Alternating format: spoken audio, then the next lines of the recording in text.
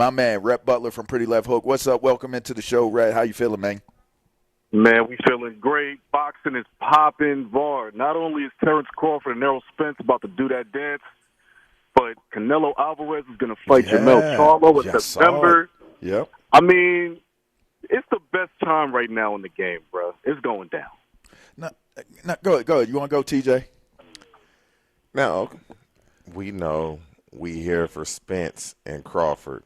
What do you make of Canelo? Some will say he's ducking Benavidez, and you got Charlo coming up 2 weight class. Oh, Charlo's bigger. He's taller. You know, he's coming up 2 weight class. What do you make of what Canelo has done? And people will say picking and choosing his last few opponents. I think that Al Heyman is showing us that he's a strategist yet again behind the scenes puppeteering. Canelo got a 3-fight deal, $100 million. Let's keep it real.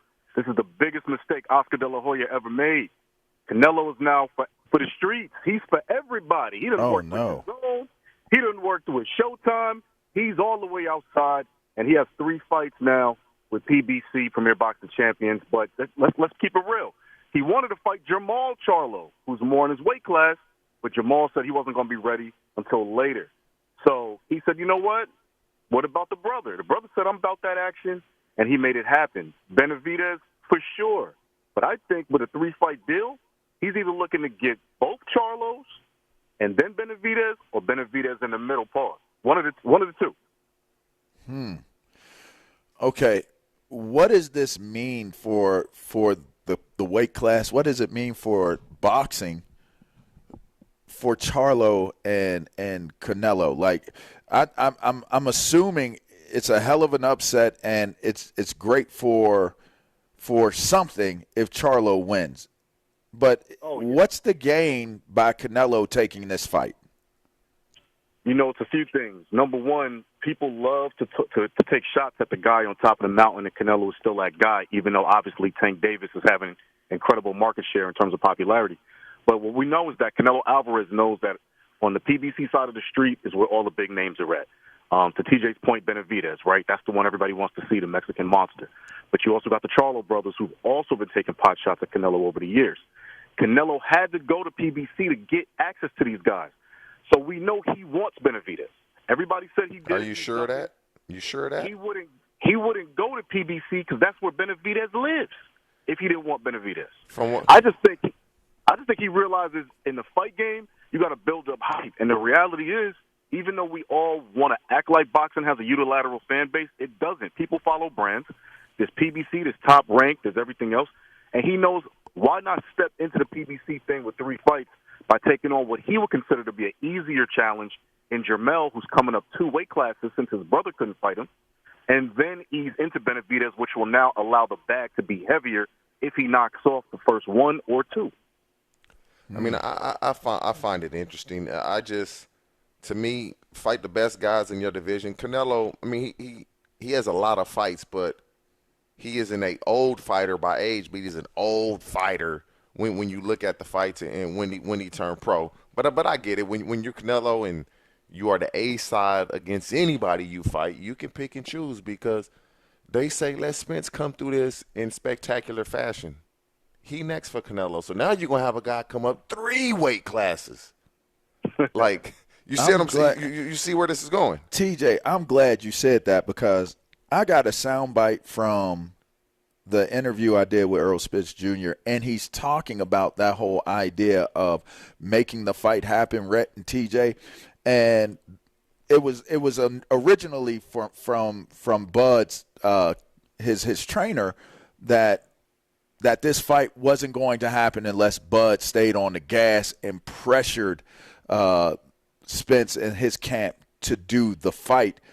Well, talking about Canelo and points and money and compensation and how do you make the fight, here's what Errol Spence Jr. had to say about making the fight happen from his side of the story. So when I talked to them, the trainer basically said, look, Bud made this fight. Now, I don't know if you've seen it, but it was basically like, if Bud doesn't make this fight by staying on the gas with Earl, it doesn't happen. Is that how you see it, or what's your take on it? How he made the fight when he dropped out to fight somebody else, and I still didn't fight. I waited, and then even after the fight, the only reason the fight got made because I gave him a higher percentage than what everybody thought he deserved. I gave him a higher percentage, and that ultimately what made the fight because I gave him a higher percentage. What people didn't think, not people, but the people that was in the business that was with me thought I wasn't gonna do, and I was like, just give it to him. So he went up 5 points, and I went down 5 points to get him 10 points. So that's what made the fight. It wasn't nothing he did that made the fight. It was me telling them to get him what he needed, giving them points so we can make the fight. Okay, so the same thing I said to the trainer, I'm gonna say this to you because it sounds like the same exact thing. I told him, you're not pushing to get a fight done, staying on the gas to get a fight done if you think you're gonna get your ass whipped. You're not giving up 5 points. 5 points, that's half, right? Like that's half. You're not giving up 5 more. You're not giving up 5 of your points to make the fight happen if you think he coming in to whoop your ass. Like it just that's not good arithmetic. That's just not good math. So you clearly are confident that I could give up this 5 points and I'm gonna still be able to make maybe on the rematch. Maybe there's a bigger fight after this. You're clearly confident that you're gonna get this. Oh yeah, for sure. I mean, it wasn't no doubt about it. That's why basically I gave him the points. Like, man, just give him the points. I'm gonna watch him. Then if he do want a rematch, he can watch the end. But I don't think he gonna do the rematch if I think as powerful he is. The beating that I'm gonna give him. I don't think it'll be a rematch. Dang. And so, I mean, I always felt like Spence wanted to make the fight. Fighters want to fight. When Crawford did what he did, it was like, oh, do we really want to fight? Oh, yeah, Bud went out of his way to make this fight. To me, when you're the A side, which Canelo is, he making Charlo move up 2 weight classes. Is he meeting him at 164? Hell nah. You come up to 168. Can I get this percent? Hell nah. You take this. Spence is the A side in the Crawford fight. For him to give up 5 points, he means 5 percentage points. That's a lot of money. He really want this fight. He's the one, at least in my opinion, that conceded more than anything to make this fight happen. And it sounds like, Rhett, you agree with that. Well, what I'll say is this, and I'm glad you got that soundbite, Bar, because there's so many storylines here. One, let's not forget, Terrence Crawford left Top Rank to get this fight. Okay? I'm not saying that was the initial motivation because he was obviously mad at Bob Arum, but he left Top Rank, which was his promoter his whole career. So that set this off. Two, the only reason Terrence Crawford, quote-unquote, ducked the first time in the negotiations or was looking more difficult is because he, on record, said he doesn't believe in pay-per-view anymore. That's why he took the fight against David Avanesian on BLK Prime, which was a streaming network that paid him a flat rate. He said, me and all my friends got Fire Sticks. We don't buy pay-per-view. I don't want to play myself on the money, especially if he's going to have more pay-per-view points than me. Then Errol Spence doubled down and was like, you know what? I don't want to let the fans down because I said I want to give them everything, and he conceded the points. So to Var's 2 interviews, yes, Bo Mack is correct. Terrence Crawford did a lot to put himself in position to be right for this fight. But yes, Errol Spence is accurate. He had to lose a little to gain a lot, but he's that confident in himself. But the storylines are deep here, and it goes back a couple months than just the negotiations for this fight. So this is going to be a fight, right? Like, the interesting thing about this one is they're both laid back. So the way it's not an abrasive approach to this fight in terms of listening to the way the fighters are speaking at the press conferences. It's more or less kind of they shooting their shot on what they talking about, but it's not like they pushing each other. Nobody's like, I eat your children or anything like that that's taking place. It just seems real low key, real laid back, and it makes it difficult to kind of like pinpoint who you think may, like, how you look at something, you be like, yeah, he wanted more. Absolutely. Like, first time I'm looking at Bud. I'm like, Bud want this more. I'm looking in his eyes. It's like, it looked like he ready to go right now. But, I'm looking at Errol, and Errol just seems like he's just a super well-polished professional that understands the fight game and understands how to win in boxing. And that, to me, I don't know. That sounds pretty dangerous to me. No, it's absolutely dangerous. And you want to know something? I mean, at the end of the day, let's keep it real. Errol Spence was pretty much handpicked by Floyd Mayweather to be a sparring partner before he became retired. And also, guys have been saying that Errol Spence was that guy at 147 for years. So it's no surprise where he's at. He's never had to talk trash to get where he's at. He's one of those guys that was kind of put in positions and match made really well under the banner that he's now under, which is now called PBC. But at the end of the day, Terrence Crawford has always done the impossible for his side. Let's not forget, this man is now chasing a second undisputed. And everybody knows he hangs out with Andre Ward, Shakur Stevenson, although Shakur's a little younger and a little more feisty. These guys don't really talk trash. These are throwback fighters, especially Terrence. They like their fists to do all the talking, and they know that people want to see this so bad, they don't really have to go crazy at each other to get it in. But everybody knows that Terrence Crawford is not really a trash talker. Errol Spence doesn't really have to. And I think that's the testament also to where we're at in the game. They don't really have to do too many shenanigans to oversell this. But at the same time, fireworks always will happen based on the way they really feel. And I think we've seen what we need to see, smoking on Bud in terms of what Errol Spence says about Bud, and Bud saying he's going to capture the big fish and fillet him and all that. That's pretty much what we're going to get here. But I will say this, the intensity is there. Terrence Crawford knows what this means for his career. He's the consummate underdog from Nebraska. He's not from a top 10 market. He knows what this means. Errol Spence been there, in terms of being at the top of his game, popularity-wise, selling big pay-per-views, selling out AT&T Stadium. He knows what this means as well. Because guess what? Although he has the size and he's the A side, TJ, the odd makers have him on the B side.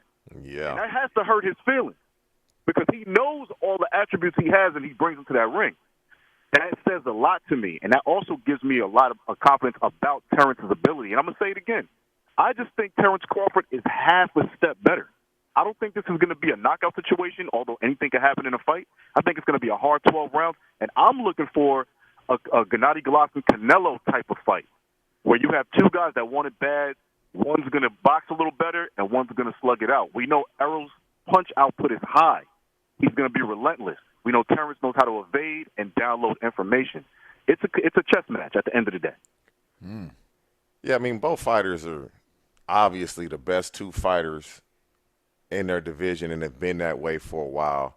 I'm not sure that we've seen somebody put pressure on Crawford the way Spence will, but put the pressure on him and be so fundamentally sound with his skills and his technique. Like Sean Crawford puts the pressure on you, but it's unorthodox. It's different.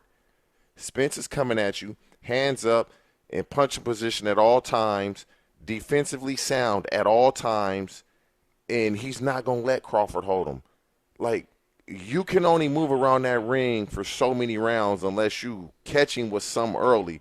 Eventually, that fatigue is going to set in. You're going to have to set your feet and let's go. That's true. I like Spence in that. If it gets to that, I like Spence in that because this is what he does. When we seen Crawford fight guys that want to bring the pressure, he's going to hold. Spence ain't letting them hold. Mm. Yeah, I want to see if Spence could take these body shots, though. Mm.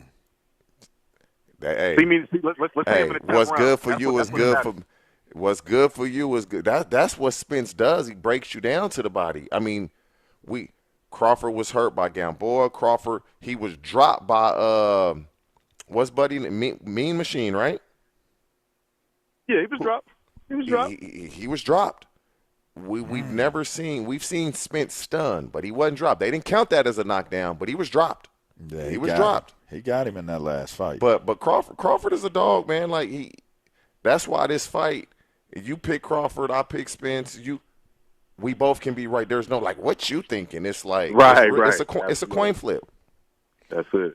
All right, before we get up out of here, Rhett, appreciate you coming on, man. Rhett Butler from Pretty Left Hook Podcast. Check him out on Up On Game Presents. Check out his written content on Up On Game as well, the upongame.network.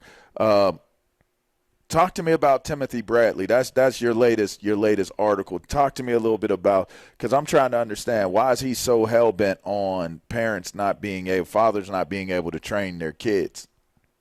Yeah, man, it's kind of crazy. It's all about Teofimo Lopez. You know, for the longest, people have criticized Teofimo Lopez Sr., which is the son's father, the trainer as well as the manager, about, being kind of overbearing. And that's affecting his career. We've seen that Teofimo Lopez Jr. has had bouts with depression. He kind of gets a little nutty in the media. And Tim Bradley feels that the fathers at some point start doing a little too much because they're financially dependent on their sons, and that affects the athleticism that the son can do.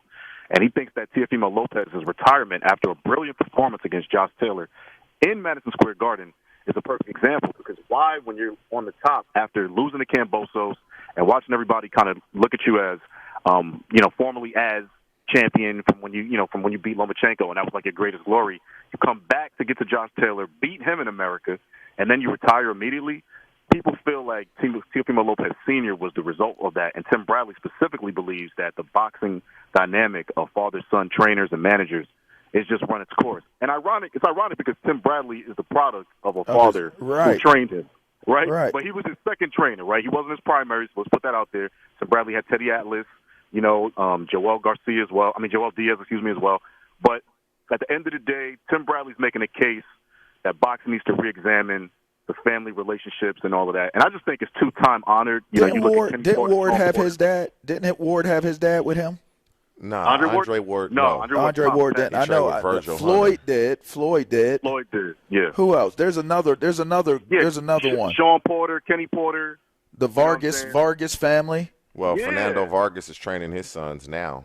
Right. I mean, I can't see how that, like, all them people are not financially dependent upon their kids to make money. I mean, let's be clear here. I think that there's a hole, and you can punch holes into that discussion point, right? I mean, I'm a parent that coaches I coach my kid.